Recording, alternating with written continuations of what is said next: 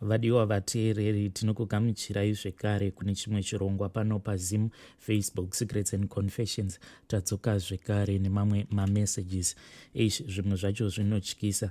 That is why most of the times chirongwa chema singles and searching ndichimbomira kuposta, because I am afraid kuti unokwanisa kuzosanganidza vanhu vanenge vari pasingle and searching nevamwe vanhu vanenge vachitoda kutochekeresa. Inzwaiwo message yandakareceiva ichibva kune umwe mwanasikana. Hanzi, hello mukomanashi, please share my experience nemhuri yeZimbabwe. Paya pakatanga lockdown like mabhodha asati avharwa, ndainge ndiine umwe mukomana uyo ainge ari kuSouth Africa. So in the beginning of our relationship, iye ainge achiti muSouth African, but ndakazoti ndasangana naye zvekare ndagara naye, ndo pandakazoona kuti mukomana uyu ainge asiri muSouth African, but aisanzwisisika kuti anonyatsokubva kunyika ipi, cause aiva nemalanguages akawanda aainge achigona, especially emuSouth Africa.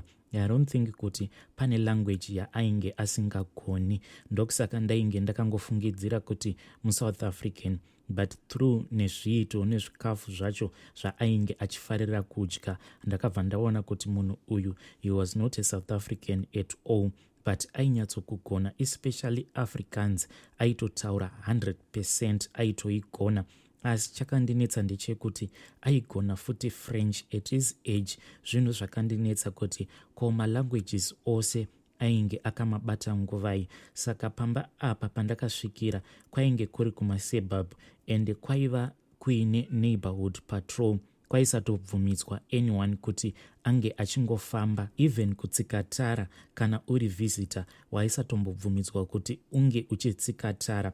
Pagedhi pacho kuti unge uchipinda kumaSuburbs kwavo ikoko, paitova nemamachines ekuti unge uchitorwa mafingerprints, and hanzi those machines were linked neHome Affairs. Kungoisa mafingerprints ako waibva watobuda kuti are you documented kana kuti you are not documented. And chakandinetsa ndechekuti inini kubva achiuya kuzonditora kuairport, mukomana iyeye from day one akabva anditi ndinge ndichipinda mubhuti remotikari yake. Handizivi kuti why ndakabvuma, but he had a power over me, cause akangonditi kwandiri, handidi kuti masecurity ange achikuona. Mukomanashi ndakatya kuramba, because already here I was in South Africa and it was my first time. Semunhuwo ainge asati ambodarikawo nepa-airport, I was still a little bit confused. Saka pose paakandiudza kuti anda kuti inini ndinge ndichipinda mubhuti remotikari yake, I just did everything that he had told me. Panguva yacho passport yangu ainge aitora achiti ari kuda kuona tourist visa randainge ndapiwa, achida kuona kuti rainge richizo expire rini. Saka I was so excited. I didn't see him achitambidza umwe munhu passport yangu. Zvose izvi ndakazozvirangarira mushure mekunge ndazosangana nezvinhu zvandainge ndava kusangana nazvo apo pandainge ndava kugara naye. Mukomanashi ndakazopiwa passport yangu after mukomana uyu apedza neni. Ndakaita 3 months in South Africa, and nanhasi South Africa handitombonyatsoizivi kuti yakamira sei, because all along pandainge ndakagara nemukomana uyu ainge akangondikira mumba, cause like even if ndaida kubuda panze ndaingobuda panze, but waisatotenderwa kutsika mutara if you are a visitor ikoko kwacho kwaainge achigara. Mukomana uyu paakazondiramba achiti dzokera kuZim, I actually thought kuti ndini ndainge ndamutadzira, but I can now see kuti ndini ndainge ndakashandiswa. Mukomana uyu I don't know kuti iye aiva musatanist here, but aiti kana ava kuda kuita bonde neni aindipfekedza imwe inenge yakaita kunge costume, like in the end ndaiti kana ndapfeka costume iyoyo ndaibva ndaita kunge mhuka ine nyanga. Ende pese apa ndaingonwiswa imwe wine yainge iri red so yakakora. I was so confused. Ndaita kunge slave ndiri pamba ipapo. Mukomana uyu aiti pose paanenge achiita bonde neni ainge achinditora mavideos. I don't know why, but at that time it's like I was under a spell. Saka hondo yakazotanga pandakasangana nekamwe kainge kakaita kunge kacoffin, kainge kari kadiki diki. Munoziva so mukomanashi kakofini aka, I don't know why I never came across that coffin cause kaitova kari pasi pecouch ende pose paaita bonde neni mukomana iyeye whether pakati peusiku aitosarudza kuti ange achikumutsa mobva mabva kubedroom obva ati handei kulounge mobva manoitira pamusoro pecouch iroro bonde. Saka the day randakazoona kakofini ikako ndainge ndakatorara, iye ainge abuda. Ndakabva ndatanga kurota mumba mainge muchipinda umwe musikana, but musikana uyu I just knew ndiri kuhope ikoko kuti munhu ainge akatofa. Musikana uya akabva auya akamira apo pacouch pandainge ndakarara ndokubva ati kwandiri nditevere. Inini ndakabva ndamuka ndikabva ndatanga kutevera musikana uya. Saka akabva aenda neni into this other room uko kwaiva nejacuzzi ndokubva ati kwandiri tarisa uone zviri mujacuzzi umu. Ndakabva ndatarisa ndikabva ndaona kuti ingawani mujacuzzi muya maiva nechitunha. I don't know kuti ndakawana kupi zvivindi because ndakabva ndafamba ndokubva ndaenda pajacuzzi paya ndokubva ndanotendeudza chitunha chainge chiri mujacuzzi because chitunha ichocho chainge chakarara facing down chiri mumvura kudaro. Pandakatendeudza chitunha chiya wanikwe kuti ndini ndainge ndakafa ndakafira mumvura imomo. Munoziva mukomanashi, pandakaona chitunha changu ndakavhunduka. Ndakati ndichinomuka kudaro ndokubva ndaona kuti mukomana uya already ainge akatomira pakati pelounge akanditarisa. Kubva that day ndakabva ndatanga kurohwa. He was abusing me. Ainge ava kuita bonde neni but not nenzira yatinoziva tose. It was painful until one day azondibata ndichiita bonde neshamwari yake. I don't even know kuti what happened kuti inini neshamwari yake tinge tichizoita bonde because on that day kana ndaiva munhu ainge ari normal handaifanira kuti ndinge ndichiita bonde naye because zvakaitika ndezvekuti mukomana uyu wandainge ndichigara naye akangouya nefriend yake. Iye akabva ati ndava kuenda kunogeza, asi asati aenda kunogeza pane zvaakasiya aita pandiri. After that akabva asiya andidirira wine iya yered muglass. Ndakangonwa ka1 and the next thing that I remember mukomana wangu ainge adzoka. Apa inini ndainge ndichitoita bonde nefriend yake pamusoro pecouch riya. Saka akabva atanga kundirova and at that time he was kicking me out of his house achiti buda mumba mangu. Ndakabva ndati ko ndinobuda sei? If you are kicking me out of your house ko ndichabuda sei? Hauzivi here kuti masecurity haazivi kuti ndiri muno muestate? Kana ndikangobuda chete ndinobva ndasungwa. Akabva ati it is fine, pfeka hembe dzako ndikuburitse. Saka amenowo Mwari kuti why ndisina kumbogara ndaudza mukomana uyu kuti pandakasvika paairport ndaiva nemari yangu yandainge ndiinayo. Ndaiva ne50 US yangu yandainge ndadeclare kuairport ndokubva ndapiwa maruns. Saka mukomana uyu ndainge ndisina kumbomuudza because I had just put that money aside. Iyewo ainge asina kumboiona mari iyoyo. Ndakabva ndapfeka akabva andiisa mubhuti remotikari yake but takazoti tava kunze kweestate akabva ati sorry kwandiri paakandiburitsa mubhuti make. Akabva ati problem iri pandiri ndeyekuti inini ndiri munhu ane hasha because mukukura kwangu I actually witnessed amai vangu vachiitwa abused nababa vangu. I witnessed amai vangu vachiurawa nababa vangu ndichiona.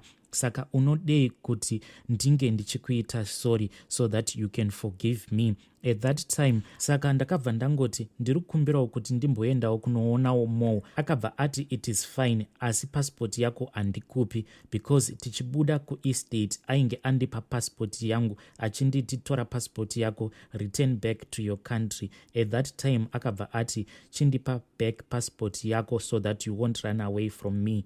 I will wait muparking. Akabva ati after 30 minutes I will call you tobva tasangana todzokera kumba. Ndakafamba mumowo muya not knowing kuti ndodii. Saka ndakazongopindawo mudibonius not knowing kuti ndozvifambisa sei. Ndiri mudibonius muya ndakabva ndanzwa vamwe vainge vakagara vachitotaura Shona. I then approached vanhu vaya ndakangovabvunza kuti ndiri kutsvakawo kunokwirirwa mabhazi anoenda kuzimu. Vanhu vaya vakabva vandiudza uko kwainge kuchikwirirwa mabhazi ekuzimu, but ndaisatomboziva kana kwandaiva. So on the other table paiva neumwe ainge akagara ipapo. I don't know kuti aiva muZulu here kana kuti muXhosa, because I didn't understand the language yaainge achitaura.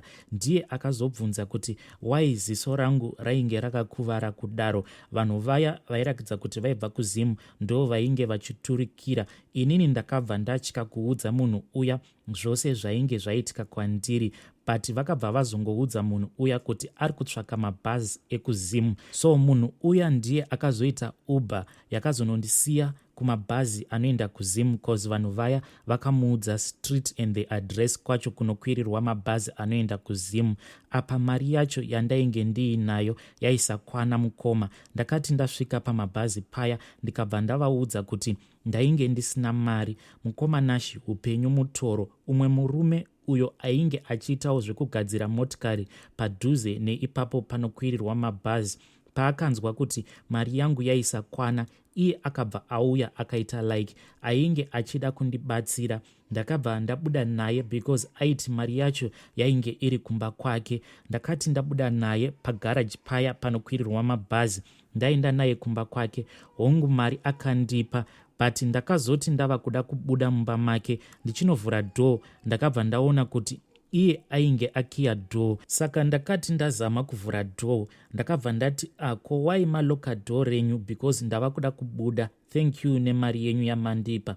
Iye akabva ati thank you chete, hazviite kuti ungobuda tisina kurara tose. Then akabva arara neni, but not kawani, akarara neni muswere wese wezuva, ende ainge asingashandisi protection. Akazondiendesa kumabhazi. It was around 8 p.m.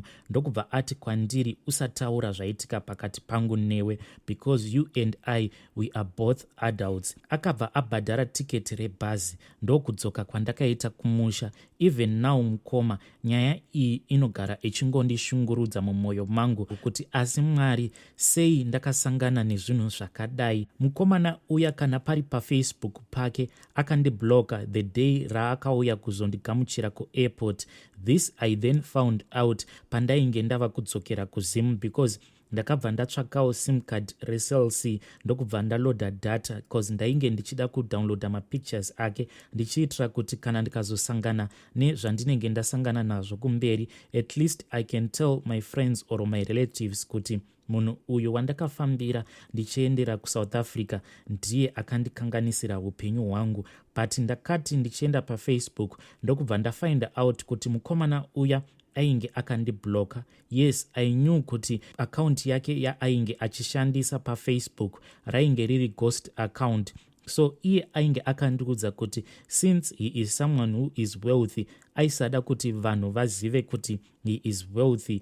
And inini kumuda kwandainge ndakamuita, akabva ati it was because of true love, because I just had a feeling for him. Ndisina kana kumbogara ndaona mapictures ake or his wealth. Ndakazotoshamisika later on in our relationship online ipapo, achindiudza kuti aida kunditengera tiketi rendege kuti inini ndinge ndichiuya kuzomushanyira kuSouth Africa so that we can go ahead with our relationship. Kunyangwe mari yacho yandainge ndakashandisa pakunotora passport ndiye ainge akanditumidzira, cause pandakatiza like pandakazovhura foni yangu pandakaona kuti now I think kuti I am now in a safe environment, pandakazovhura WhatsApp ndo pandakabva ndaona kuti ainge angonyora kuti I know what you have done, akabva angoisa ka emoji kecoffin. Saka ndakabva ndangomuresponda ndikati please my passport, ndikabva ndaona kuti ainge atondibloka. The next thing